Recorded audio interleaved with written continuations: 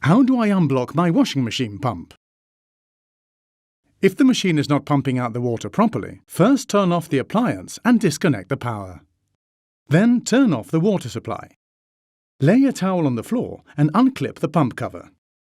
You will find a drain hose which can be used to release residual water into the tray or shallow container.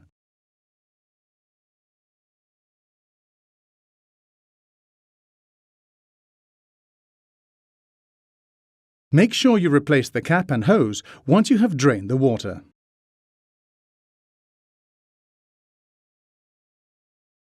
Unscrew the filter cap and slide it out. Water will come out onto the towels you have laid down. You may find obstructions in the filter, such as coins or a build-up of lint. These should be removed before thoroughly cleaning the filter. Carefully check if the impeller moves freely. Once this is done, screw the filter cap back tightly into the locked vertical position as shown. Close the flap and ensure it is clicked into position.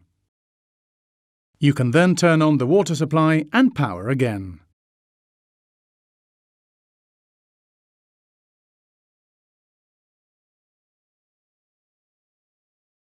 Please check and follow these steps. If you need further information, please refer to the instruction manual.